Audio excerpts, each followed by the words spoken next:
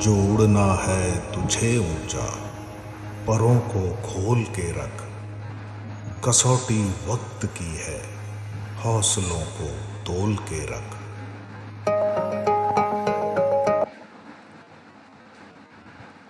Good evening everyone.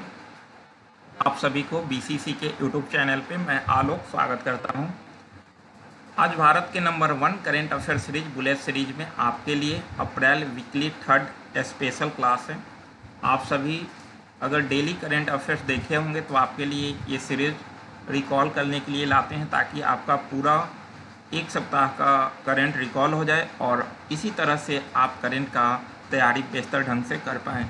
तो आप सभी ज़रूर फॉलो करें क्लास को, समय से जुड़े। आपके लिए प्रत्येक संडे को शाम के 7 बजे वीकली करंट अफेयर्स लेकर आते हैं, ताकि वीकली के द्वारा आपका पूरा daily current affair series recall हो जाए और आप बेहतर कर सकें। तो इस तरह से सभी लोग जुड़ें। जो लोग नए हैं क्लास सब्सक्राइब करें, लाइक शेयर सभी लोग करें, लिंक शेयर करें आप लोग, और अपने करंट को बेहतर बनाएं। आपके लिए आज कुल 50 क्वेश्चन, जो भी पिछले एक सप्ताह के क्वेश्चन है वो लेकर आए हैं इस वीडियो में। तो आप सभी लोग अंत तक बने रहेंगे और प्रत्येक क्वेश्चन का आंसर करेंगे। जो लोग भी लाइव चैट में जुड़ेंगे सभी लोग प्रत्येक क्वेश्चन का आंसर करेंगे।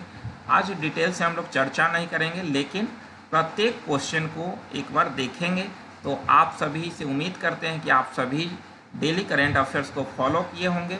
तो आज का क्वेश्चन काफ़ी आसान लगेगा, क्योंकि प्रत्येक क्वेश्चन लगभग मैं करवा दिया हूँ, बस आपको एक बार रिकॉल कर लेना है। तो इस तरह से सभी लोग रेडी हो जाएं आज के क्वेश्चन का आंसर करने के लिए। आज का क्वेश्चन है 1 नंबर, सभी लोग आंसर करेंगे। क्वेश्चन नंबर 1 है कि हाल ही में साथी पोर्टल मोबाइल ऐप किस मंत्रालय के द्वारा लॉन्च किया गया है? तो साथी पोर्टल मोबाइल ऐप किस मंत्रालय के द्वारा लॉन्च किया गया? 1 नंबर है शिक्षा मंत्रालय, सेकेंड है विदेश मंत्रालय, थर्ड है कृषि मंत्रालय और फोर्थ है गृह मंत्रालय। तो हाल ही में साथी पोर्टल मोबाइल ऐप किस मंत्रालय के द्वारा लॉन्च किया गया? तो इसका आंसर आप सभी लोग करें, सभी लोग इसका आंसर करें, काफ़ी इंपॉर्टेंट क्वेश्चन है।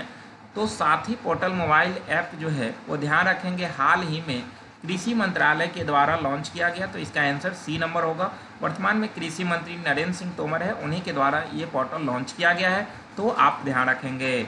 क्वेश्चन नंबर 2 है कि हाल ही में किसे राष्ट्रीय सुरक्षा परिषद सचिवालय में सैन्य सलाहकार के तौर पर नियुक्त किया गया है? तो संयुक्त राष्ट्र सुरक्षा परिषद सचिवालय में सैन्य सलाहकार के तौर पर किसे नियुक्त किया गया है? इसका आंसर आप सभी लोग करें। 1 नंबर ऑप्शन है संदीप सिंह, बी नंबर है अनिल चौहान, सी सुनील कुमार और डी अजय कुमार। तो किसे राष्ट्रीय सुरक्षा परिषद सचिवालय में सैन्य सलाहकार के तौर पर नियुक्त किया गया है?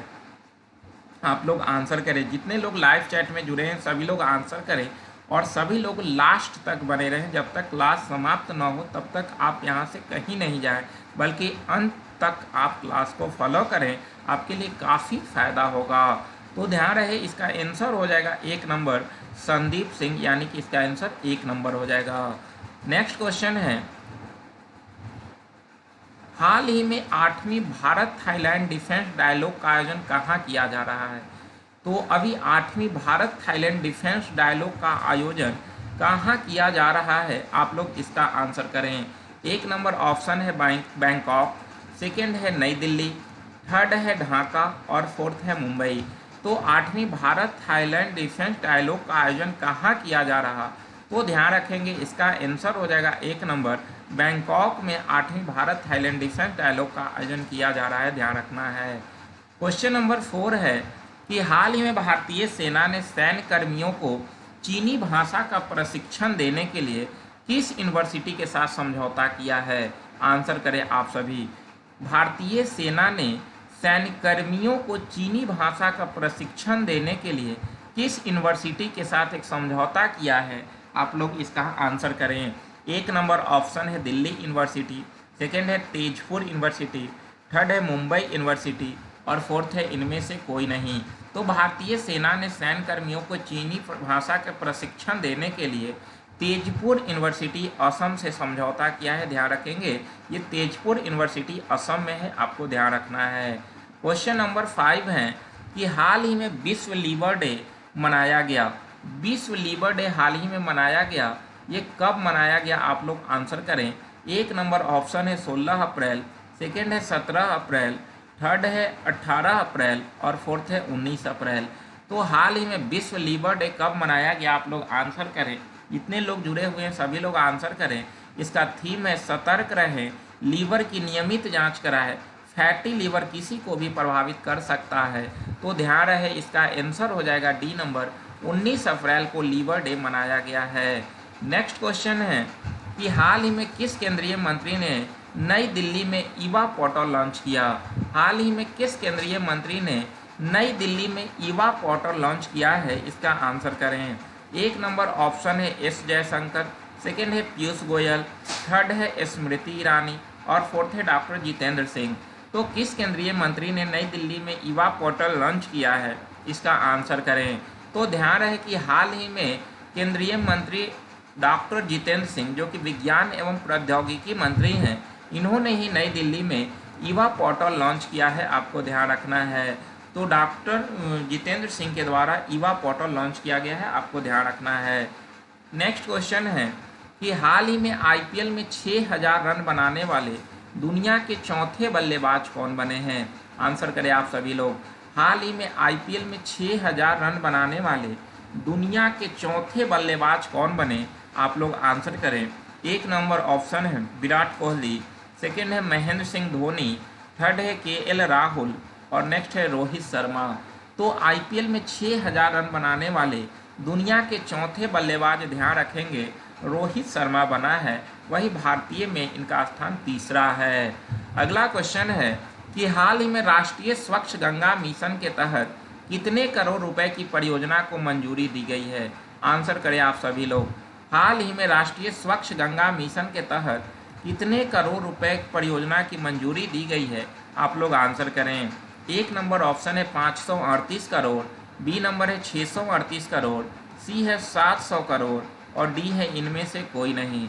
तो राष्ट्रीय स्वच्छ गंगा मिशन के तहत कितने करोड़ रुपए की परियोजना को मंजूरी दी गई है, इसका आंसर आप सभी लोग करें।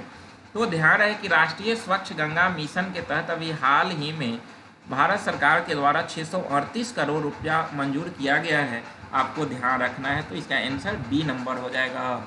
नेक्स्ट क्वेश्चन है हाल ही में भारत के किस लॉन्ग जंपर ने एशियाई खेलों के लिए क्वालिफाई किया है, इसका आंसर करें आप सभी लोग। भारत के किस लॉन्ग जंपर ने एशियाई खेलों के लिए क्वालिफाई किया है। ऑप्शन नंबर एक है शैली सिंह, सेकेंड है अंजू सिन्हा, थर्ड है सुरभि निगम और नेक्स्ट है इनमें से कोई नहीं। तो भारत के किस लॉन्ग जंपर ने एशियाई खेलों के लिए क्वालिफाई किया है, तो ध्यान रखेंगे इसका आंसर हो जाएगा एक नंबर शैली सिंह। शैली सिंह जो है वो एशियाई खेलों के लिए क्वालिफाई किए हैं। तो ध्यान रखना है कि लॉन्ग जंपर शैली सिंह, आपको ये पॉइंट ध्यान रखना है। क्वेश्चन नंबर 10 है कि हाल ही में Wisden cricketers of the year चुने जाने वाली पहली भारतीय महिला क्रिकेटर कौन बनी, आप लोग आंसर करें। हाल ही में Wisden cricketers of the year चुने जाने वाली पहली भारतीय महिला क्रिकेटर कौन बनी। एक नंबर ऑप्शन है झूलन गोस्वामी, सेकेंड है मिताली राज, थर्ड है हरमनप्रीत कौर और फोर्थ है पूनम यादव। तो Wisden cricketers of the year चुने जाने वाली पहली भारतीय महिला क्रिकेटर कौन बनी, तो इसका आंसर ध्यान रखेंगे सी नंबर हरमनप्रीत कौर है, यानी कि इसका आंसर सी नंबर हो जाएगा। अगला क्वेश्चन है कि हाल ही में भारत के किस खिलाड़ी को विजडन द्वारा T20 फॉर्मेट का सर्वश्रेष्ठ खिलाड़ी चुना गया, आंसर करें आप सभी। विजडन द्वारा T20 फॉर्मेट का सर्वश्रेष्ठ खिलाड़ी किसे चुना गया। ऑप्शन नंबर एक है शुभमन गिल, सेकेंड है सूर्य कुमार यादव, थर्ड है विराट कोहली और फोर्थ इनमें से कोई नहीं। तो किस खिलाड़ी को विजडन द्वारा T20 फॉर्मेट का सर्वश्रेष्ठ खिलाड़ी चुना गया, तो ध्यान रखेंगे इसका आंसर हो जाएगा सूर्य कुमार यादव। सूर्य कुमार यादव को विजडन द्वारा T20 फॉर्मेट का सर्वश्रेष्ठ खिलाड़ी चुना गया है। तो इस तरह से आप ध्यान रखेंगे। काफ़ी आसान क्वेश्चन लग रहा होगा, जो लोग डेली करेंट अफेयर्स को फॉलो किए होंगे उनको काफ़ी आसान लग रहा होगा और पूरा क्वेश्चन रिकॉल हो जाएगा। लेकिन जो लोग डेली करेंट अफेयर्स मॉर्निंग में फॉलो नहीं करते होंगे उनके लिए क्वेश्चन नया लगेगा, इसीलिए मैं आपको बार बार कहता हूं कि आप डेली सुबह के 6 बजे डेली करंट अफेयर्स में लाइव चैट में जुड़े और अपने करंट को बेहतर बनाएं। और शाम के आपके लिए स्पेशल बायो सीरीज लेकर आए हैं जो कि आपके लिए काफ़ी इंपॉर्टेंट है। तो आप सभी ज़रूर क्लास को फॉलो करें सुबह शाम, और जितने पीछे के इम्पोर्टेंस वीडियो हैं वो सारे वीडियो को आप देखें, काफ़ी आपके लिए लाभदायक होगा। तो इसलिए आप सभी ज़रूर समय से क्लास को फॉलो करें और तैयारी को अपने बेहतर बनाएं, क्योंकि आने वाला समय में बहुत सारा ऐसा एग्जाम होगा जिसमें करंट और आपका जीएस का बहुत महत्वपूर्ण भूमिका होगा और बिना इसके आप क्वालिफाई नहीं कर सकते हैं। इसलिए आप सभी अपनी तैयारी को बेहतर बनाने के लिए समय से क्लास को फॉलो करें और कोशिश करें कि हम समय से क्लास में जुड़ें और अंत तक बने रहें। वो नहीं बने कि आप आकर अटेंडेंस लगाकर चले जा रहे हैं, तो ऐसा नहीं होने दें। आप अंत तक बने रहने की कोशिश करें, जुड़े तो अंत तक बने रहें। क्वेश्चन नंबर 12 है कि हाल ही में नेशनल क्वांटम मिशन के तहत कितने करोड़ रुपए मंजूर किए गए। हाल ही में नेशनल क्वांटम मिशन के तहत कितने करोड़ रुपए मंजूर किए गए। ऑप्शन नंबर 1 है 1000 करोड़, बी है 3000 करोड़, सी है 6000 करोड़ और डी इनमें से कोई नहीं। तो नेशनल क्वांटम मिशन के तहत कितने करोड़ रुपए मंजूर किए गए, तो ध्यान रखेंगे इसका आंसर हो जाएगा सी नंबर 6000 करोड़, यानी कि इसका आंसर सी हो जाएगा। क्वेश्चन नंबर 13 है कि हाल ही में जारी संयुक्त राष्ट्र की डेटा के अनुसार सबसे अधिक आबादी वाला देश कौन बन गया है। तो हाल ही में जारी संयुक्त राष्ट्र के डेटा के अनुसार सबसे अधिक आबादी वाला देश कौन बना। ऑप्शन नंबर 1 है भारत, सेकेंड है चीन, थर्ड है जापान और फोर्थ है इनमें से कोई नहीं। तो हाल ही में जारी संयुक्त राष्ट्र की डेटा के अनुसार सबसे अधिक आबादी वाला देश कौन बन गया, इसका आंसर आप सभी लोग करें। हाल ही में जारी संयुक्त राष्ट्र की डेटा के अनुसार सबसे अधिक आबादी वाला देश कौन बना, तो ध्यान रखेंगे इसका आंसर हो जाएगा भारत। सबसे अधिक आबादी वाला देश भारत बना है, दूसरा स्थान पे चीन है। अगला क्वेश्चन है, हाल ही में जारी संयुक्त राष्ट्र की डेटा के अनुसार 15 से 64 साल की सबसे अधिक आबादी वाला देश कौन बना। तो 15 से 64 साल की सबसे अधिक आबादी वाला देश कौन बन गया है। ऑप्शन नंबर 1 है भारत, सेकेंड है चीन, थर्ड है जापान और फोर्थ इनमें से कोई नहीं। तो हाल ही में जारी संयुक्त राष्ट्र की डेटा के अनुसार 15 से 64 साल की सबसे अधिक आबादी वाला देश कौन बन गया, तो ध्यान रखेंगे इसका आंसर भारत होगा। भारत सबसे अधिक युवाओं वाला देश है, आपको ध्यान रखना है। क्वेश्चन नंबर 15 है कि हाल ही में जारी संयुक्त राष्ट्र की डेटा के अनुसार भारत की आबादी कितने करोड़ तक पहुंच गई है। तो भारत की आबादी कितना हो गया। ऑप्शन नंबर 1 है 142.86, नेक्स्ट 142.57, नेक्स्ट है आपका 29 लाख और इनमें से कोई नहीं। इसका आंसर करें आप सभी लोग इसका आंसर करें। तो ध्यान रखेंगे कि भारत की आबादी जो है 142.86, वही चीन का आबादी 142.57 और दोनों का अंतर 29 लाख है। अगला क्वेश्चन है,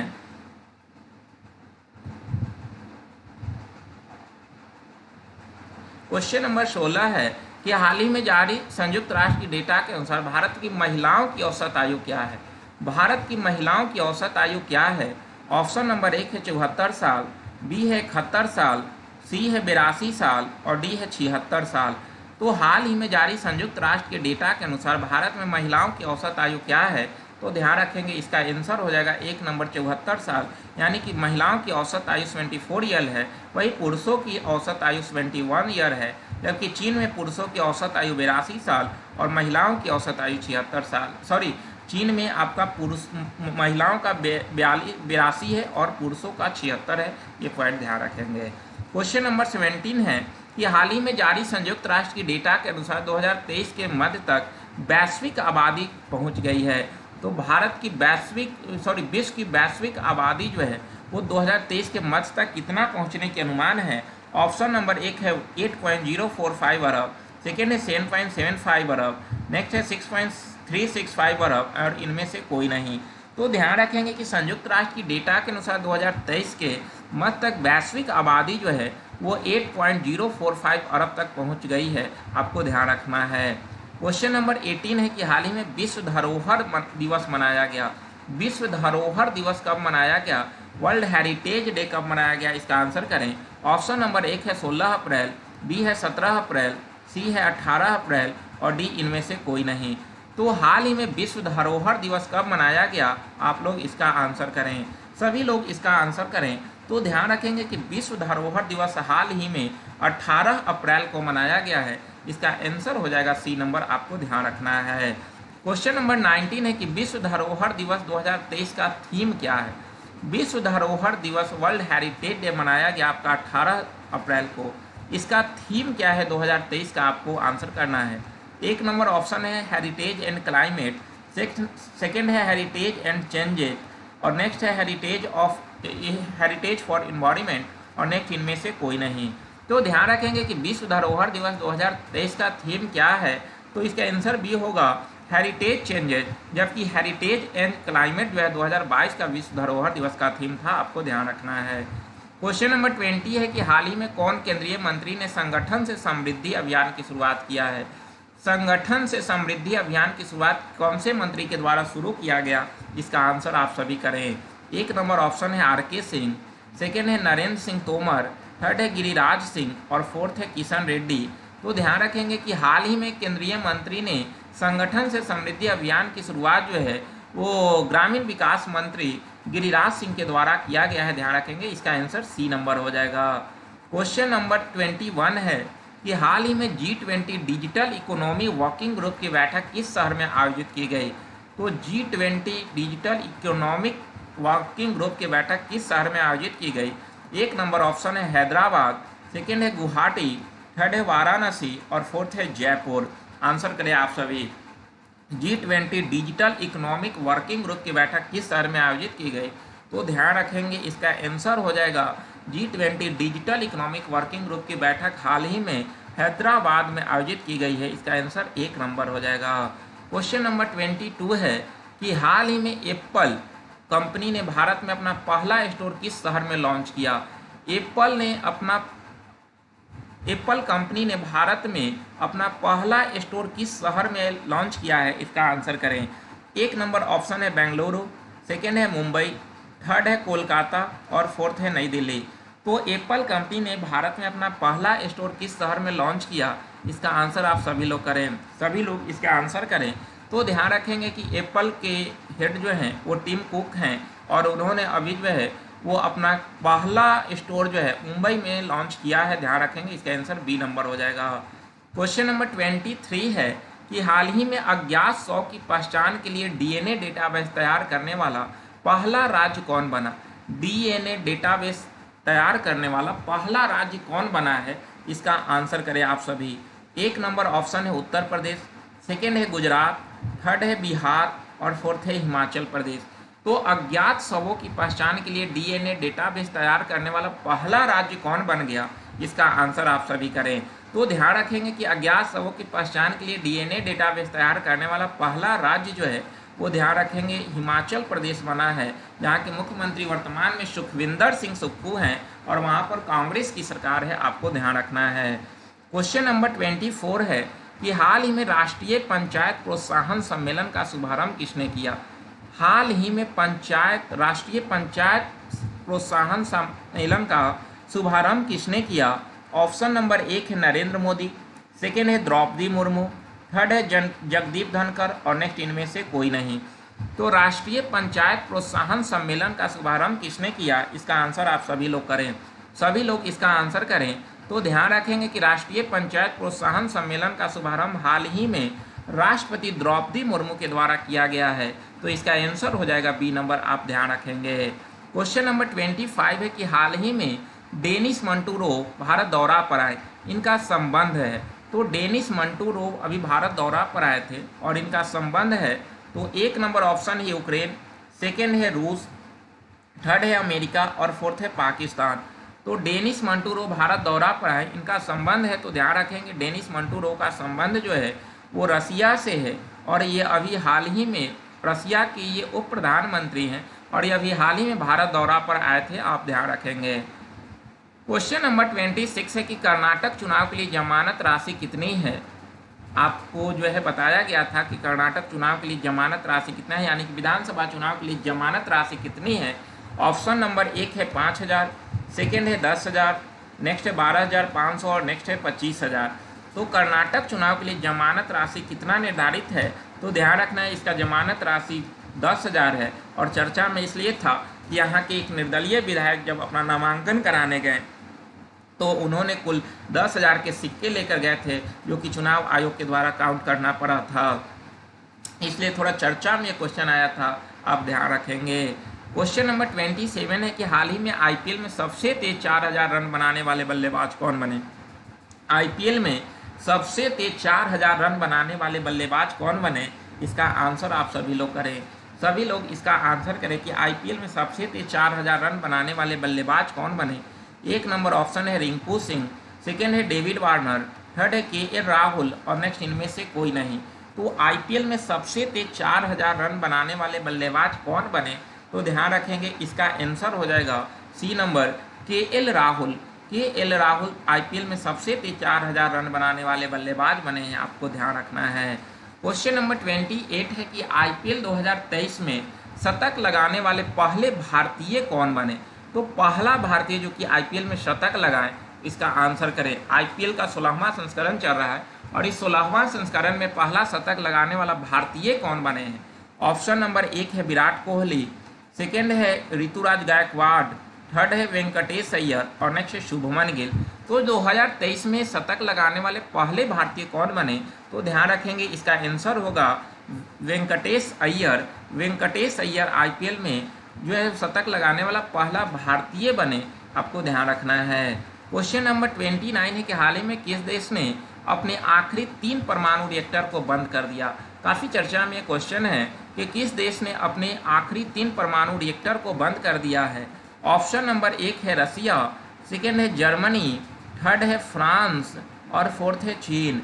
तो हाल ही में किस देश ने अपने आखिरी 3 परमाणु रिएक्टर को बंद कर दिया, तो ध्यान रखेंगे इसका आंसर होगा बी नंबर जर्मनी। जर्मनी अपना आखिरी 3 परमाणु रिएक्टर को बंद करने का डिसीजन लिया और बंद कर दिया। तो इस तरह से काफ़ी इंपॉर्टेंट क्वेश्चन है। क्वेश्चन नंबर 30 है, हाल ही में भारत की अध्यक्षता में G20 वर्किंग ग्रुप की 100वीं बैठक का आयोजन किया जा रहा है। तो भारत की अध्यक्षता, क्योंकि G20 की अध्यक्षता तो भारत को ही मिली है, तो भारत की अध्यक्षता में G20 वर्किंग ग्रुप की 100वीं बैठक का आयोजन किया जा रहा है। ऑप्शन नंबर 1 है जयपुर, सेकेंड है भोपाल, थर्ड है वाराणसी और फोर्थ है पटना।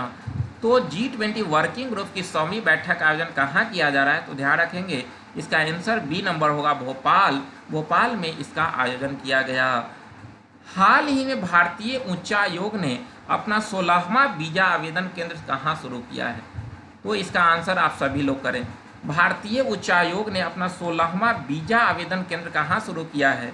ऑप्शन नंबर 1 है बांग्लादेश, सेकेंड है जर्मनी, थर्ड है फ्रांस और नेक्स्ट है चीन। तो भारतीय उच्चायोग ने अपना 16वां वीजा आवेदन केंद्र शुरू कहाँ किया है, इसका आंसर आप सभी लोग करें। सभी लोग इसका आंसर करें तो ध्यान रखेंगे कि भारतीय उच्चायोग ने अपना 16वां वीजा आवेदन केंद्र जो है वो बांग्लादेश में खोला है। इसका आंसर 1 नंबर हो जाएगा। क्वेश्चन नंबर 32 है कि हाल ही में कौन सा देश भारत का सबसे बड़ा व्यापारिक भागीदारी बन गया है। भारत का सबसे बड़ा व्यापारिक भागीदारी कौन सा देश बना है, इसका आंसर करें। ऑप्शन नंबर 1 है चीन, सेकेंड है यूएसए, थर्ड है फ्रांस और फोर्थ है चीन। तो भारत का कौन सा देश, हाल ही में कौन सा देश भारत का सबसे बड़ा व्यापारिक भागीदारी बना है, तो इसका आंसर आप ध्यान रखेंगे, इसका आंसर हो जाएगा बी नंबर संयुक्त राज्य अमेरिका यूएसए। क्वेश्चन नंबर 33 है कि हाल ही में एशियाई चैंपियंस ट्रॉफी हॉकी का आयोजन किस शहर में किया जाएगा, तो इसका आंसर आप सभी लोग करें। एशियाई चैंपियंस ट्रॉफी हॉकी का आयोजन किस शहर में किया जाएगा। ऑप्शन नंबर 1 है वाराणसी, सेकेंड है चेन्नई, थर्ड है गुवाहाटी, फोर्थ है इनमें से कोई नहीं। तो चैंपियंस ट्रॉफी हॉकी का आयोजन किस शहर में किया जाएगा, इसका आंसर आप सभी लोग करें। सभी लोग इसका आंसर करें तो ध्यान रखेंगे कि एशियाई चैंपियंस ट्रॉफी हॉकी का आयोजन चेन्नई में किया जाएगा। आपको ध्यान रखना है, बी नंबर इसका आंसर हो जाएगा। 34 नंबर क्वेश्चन है कि हाल ही में मिस इंडिया 2023 चुनी गई। मिस इंडिया 2023 कौन चुनी गई, इसका आंसर करें आप सभी, जिसका आयोजन मणिपुर की राजधानी इम्फाल में किया गया था। और इसमें ऑप्शन है आपका 1 नंबर नंदिनी गुप्ता, नेक्स्ट है श्रेया दत्ता और नेक्स्ट है शैली सिंह और नेक्स्ट इनमें से कोई नहीं। तो मिस इंडिया 2023 चुनी गई, आप लोग आंसर करें तो ध्यान रखेंगे कि मिस इंडिया 2023 जो है नंदिनी गुप्ता को चुना गया है। और इसका आयोजन जो है वो मणिपुर के इम्फाल में किया गया था, आपको ध्यान रखना है। क्वेश्चन नंबर 35 है कि हाल ही में आईपीएल इतिहास में सबसे तेज 100 विकेट लेने का रिकॉर्ड किस खिलाड़ी ने बनाया है। आईपीएल इतिहास में सबसे तेज 100 विकेट लेने का रिकॉर्ड किस खिलाड़ी ने बनाया। ऑप्शन नंबर 1 है भुवनेश्वर कुमार, सेकेंड है रविंद्र जडेजा, थर्ड है मोहम्मद शमी और नेक्स्ट है कागिसो रबाडा। तो सबसे तेज 100 विकेट लेने का रिकॉर्ड किस खिलाड़ी ने बनाया है, तो ध्यान रखेंगे इसका आंसर होगा D number, Kagiso Rabada. Kagiso Rabada 100 wicket लेने का रिकॉर्ड हाल ही में जो है वो इतिहास में दर्ज कराया है, ध्यान रखना है। क्वेश्चन नंबर 36 है। 36 नंबर क्वेश्चन है कि हाल ही में 14 अप्रैल को बी आर अम्बेडकर की कौन सी जयंती मनाई गई। हाल ही में बी आर अम्बेडकर की कौन सी जयंती 14 अप्रैल को मनाई गई। ऑप्शन नंबर है 130, नेक्स्ट है 131, नेक्स्ट है 132 और नेक्स्ट है आपका 133।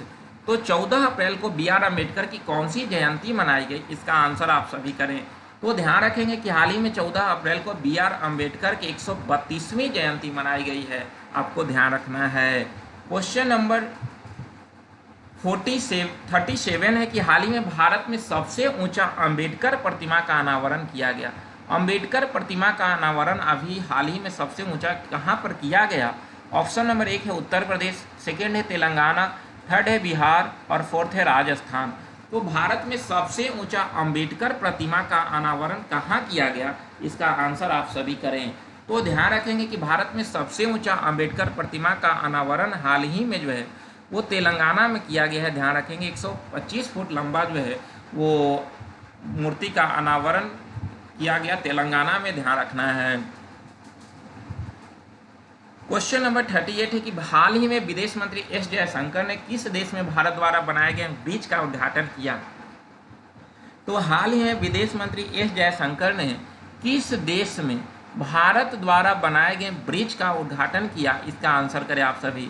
ब्रिज का उद्घाटन किया, इसका आंसर करें। ऑप्शन नंबर 1 है घाना, सेकेंड है सेनेगल, नेक्स्ट है मोजाम्बिक और नेक्स्ट है श्रीलंका। तो हाल ही में विदेश मंत्री एस जयशंकर ने किस देश में भारत द्वारा बनाए गए ब्रिज का उद्घाटन किया, तो ध्यान रखेंगे इसका आंसर हो जाएगा सी नंबर, मोजाम्बिक। मोजाम्बिक में विदेश मंत्री के द्वारा एक ब्रिज का उद्घाटन किया गया है, आपको ध्यान रखना है। क्वेश्चन नंबर 39 है कि हाल ही में भारत, जापान और फ्रांस ने किस देश की आर्थिक मदद के लिए एक साझा मंच लॉन्च किया। तो भारत, जापान और फ्रांस ने किस देश के आर्थिक मदद के लिए एक साझा मंच लॉन्च किया है। ऑप्शन नंबर 1 है श्रीलंका, सेकेंड है यूक्रेन, थर्ड है मंगोलिया और फोर्थ इनमें से कोई नहीं। तो भारत, जापान और फ्रांस ने किस देश की आर्थिक मदद के लिए एक साझा मंच लॉन्च किया, तो इसका आंसर ध्यान रखेंगे हो जाएगा श्रीलंका। श्रीलंका को मदद करने के लिए एक साझा मंच लॉन्च किया है, आपको ध्यान रखना है। क्वेश्चन नंबर 40 है कि हाल ही में प्रधानमंत्री मोदी ने उत्तर पूर्वी भारत के पहले एम्स का उद्घाटन किस शहर में किया। आंसर करें आप सभी लोग। उत्तर पूर्वी भारत के पहले एम्स का उद्घाटन प्रधानमंत्री मोदी के द्वारा किस शहर में किया गया, इसका आंसर आप सभी करें। ऑप्शन नंबर 1 है गुवाहाटी, सेकेंड है ईटानगर, थर्ड है इम्फाल और फोर्थ है कोहिमा। तो प्रधानमंत्री मोदी ने उत्तर पूर्वी भारत के पहले एम्स का उद्घाटन किस शहर में किया, तो ध्यान रखेंगे इसका आंसर हो जाएगा 1 नंबर गुवाहाटी। गुवाहाटी में पहले एम्स का उद्घाटन किया गया उत्तर भारत का। क्वेश्चन नंबर 41 है कि हाल ही में भारत ने महिला एशियाई कुश्ती चैंपियनशिप में कुल कितने पदक जीते हैं। तो महिला एशियाई कुश्ती चैंपियनशिप में कुल कितने पदक भारत ने जीता है, तो ध्यान रखेंगे ऑप्शन नंबर है 5, बी है 6, सी है 7 और डी है 8। तो हाल ही में भारत ने महिला एशियाई कुश्ती चैंपियनशिप में कुल कितने पदक जीते, तो ध्यान रखेंगे इसका आंसर हो जाएगा सी नंबर, कुल 7 पदक भारत ने जीता है, आपको ध्यान रखना है। क्वेश्चन नंबर 42 है कि हाल ही में राष्ट्रीय सिविल सेवा दिवस मनाया गया। हाल ही में राष्ट्रीय सिविल सेवा दिवस कब मनाया गया, इसका आंसर करें आप सभी। हाल ही में राष्ट्रीय सिविल सेवा दिवस कब मनाया गया, सभी लोग इसका आंसर करें। ऑप्शन नंबर 1 है 20 अप्रैल, सेकेंड है 21 अप्रैल, थर्ड है 22 अप्रैल और नेक्स्ट है 23 अप्रैल। तो राष्ट्रीय सिविल सेवा दिवस मनाया गया, सिविल सर्विस डे मनाया गया, आप लोग आंसर करें, जिसका थीम है विकसित भारत नागरिकों को सशक्त बनाना और अंतिम मील तक पहुंचना। यही इस बार का थीम है, आपको ध्यान रखना है। तो ध्यान रखें इसका आंसर हो जाएगा बी नंबर। 21 अप्रैल को राष्ट्रीय सिविल सेवा दिवस मनाई जाती है और इसका आप थीम ध्यान रखेंगे। इसकी शुरुआत जो है वो ध्यान रखना है कि 2006 ईस्वी में हुई थी, ये पॉइंट आप ध्यान रखेंगे। 2006 में जो है वो सिविल सेवा दिवस मनाने शुरू हुआ था और इस बार जो है वो 16वां राष्ट्रीय सिविल सेवा दिवस मनाया गया है, आपको ध्यान रखना है। क्वेश्चन नंबर 43 है, क्वेश्चन नंबर 43 है, इसका आंसर करें आप सभी। हाल ही में पृथ्वी दिवस मनाया गया, अर्थ डे हाल ही में कब मनाया गया? ऑप्शन है 20 अप्रैल, सेकेंड है 21 अप्रैल, थर्ड है 22 अप्रैल और नेक्स्ट है 23 अप्रैल। तो पृथ्वी दिवस कब मनाया गया? आप लोग आंसर करें, सभी लोग इसका आंसर करें। तो ध्यान रहे कि हाल ही में पृथ्वी दिवस जो है वो 22 अप्रैल को मनाया गया है, जिसका थीम है इस बार का invest in our planet. Invest in our planet इस बार का थीम है, आपको ध्यान रखना है। तो इस तरह से जो है वो पृथ्वी दिवस यानी कि अर्थ डे मनाया गया 22 अप्रैल को और पहली बार 1970 में मनाया गया था, आप ध्यान रखेंगे। पहली बार 1970 में आपका अर्थ डे मनाया गया था, ये पॉइंट आप ध्यान रखेंगे। पहली बार कब? तो 1970 में, और हर वर्ष 22 अप्रैल को पृथ्वी दिवस मनाई जाती है। पृथ्वी सम्मेलन पहला जो है 1992 में हुआ था रियो डी जेनेरो में, ये पॉइंट आप ध्यान रखेंगे। तो इस तरह से पृथ्वी दिवस के महत्व को समझना है। पृथ्वी को बचाना है तो वृक्ष लगाना जरूरी है, इसलिए आप सभी जरूर वृक्ष लगाते रहें ताकि पृथ्वी की रक्षा हो सके। पृथ्वी हमें पालती है, पोसती है, पूरी तरह से रक्षा करती है। उसी तरह से हमारा कर्तव्य बनता है कि हम पृथ्वी को बचाएं और इसके लिए प्रण करें कि हमें अपने लाइफ में जो है वो कुछ वृक्ष लगाना है ताकि हमारी पृथ्वी हरी भरी रहे और हमें जो है वो ऑक्सीजन प्रदान करते रहे। इसलिए हमारे ऊपर पृथ्वी का ऋण है, तो उस ऋण को पूरा करना हमारा कर्तव्य है। इसलिए आप सभी जरूर अपने कर्तव्य को पालन करें, इसके लिए वृक्ष जरूर आप सभी लगाएं। क्वेश्चन नंबर 44 है कि हाल ही में दुनिया के सबसे बड़े और शक्तिशाली रॉकेट स्टारशिप का लॉन्चिंग फेल हो गया, इसे किसने लॉन्च किया था? तो अभी हाल ही में जो है वो दुनिया के सबसे बड़े और शक्तिशाली रॉकेट स्टारशिप, ध्यान रखेंगे, स्टारशिप का लॉन्चिंग फेल हो गया, इसे किसने लॉन्च किया था? ऑप्शन नंबर 1 है इसरो, सेकेंड है नासा, नेक्स्ट है स्पेसएक्स और नेक्स्ट इनमें से कोई नहीं। तो आप लोग आंसर करें कि दुनिया का सबसे बड़ा और सबसे शक्तिशाली रॉकेट है स्टारशिप, इसको किसने लॉन्च किया था जो कि अभी हाल ही में जो है यह फेल कर गया? तो ध्यान रखेंगे इसका आंसर हो जाएगा स्पेसएक्स। स्पेसएक्स जो कि एलन मस्क की कंपनी है और इसी जो है यही लॉन्च किया था जो कि फेल हो गया, आप ध्यान रखेंगे। अगला क्वेश्चन है 45 नंबर क्वेश्चन है कि हाल ही में डोमिनिक राब ने अपने पद से इस्तीफा दिया, ये किस देश के उप प्रधानमंत्री थे? तो अभी डोमिनिक राब ने अपने पद से इस्तीफा दिया, ये किस देश के उप प्रधानमंत्री थे? ऑप्शन नंबर 1 है अमेरिका, सेकेंड है रसिया, थर्ड है ब्रिटेन और नेक्स्ट इनमें से कोई नहीं। तो डोमिनिक राब ने अपने पद से इस्तीफा दिया और ये उप प्रधानमंत्री थे ब्रिटेन के, ध्यान रखेंगे। इसका आंसर सी नंबर हो जाएगा। जबकि वहाँ के अभी वर्तमान में प्रधानमंत्री भारतीय मूल के ऋषि सुनक हैं, ये पॉइंट आप ध्यान रखेंगे। क्वेश्चन नंबर 46 है कि हाल ही में HDFC बैंक ने किसे उप प्रबंध निर्देशक के तौर पर नियुक्त किया है? इसका आंसर करें आप सभी लोग। HDFC बैंक ने किसे अपना उप प्रबंधक निर्देशक के तौर पर नियुक्त किया है? आप लोग आंसर करें। ऑप्शन नंबर 1 है अमन सक्सेना, सेकेंड है कैजात भरूचा, थर्ड है नीरज आनंद और फोर्थ है इनमें से कोई नहीं। तो सभी लोग इसका आंसर करें, सभी लोग इसका आंसर करें कि किसे अभी उप प्रबंध निर्देशक के रूप में नियुक्त किया है, इसका आंसर करें सभी लोग। तो ध्यान रखें कि अभी हाल ही में जो है वो कैजात भरूचा को प्रबंध निर्देशक HDFC बैंक का नियुक्त किया गया है। HDFC बैंक की स्थापना कब हुई थी? तो ध्यान रखेंगे 1994 में HDFC बैंक की स्थापना हुई थी, ये पॉइंट आप ध्यान रखेंगे। इसकी स्थापना कब हुआ? तो 1994 में हुआ है, ये पॉइंट ध्यान रखेंगे क्योंकि कभी कभी एग्जाम में क्वेश्चन पूछ लिया जाता है। क्वेश्चन नंबर 47 है कि हाल ही में वीरता पुरस्कार पाने वाली पहली महिला एयरफोर्स अधिकारी कौन बनी? वीरता पुरस्कार पाने वाली पहली महिला एयरफोर्स अधिकारी कौन बनी? आप लोग आंसर करें।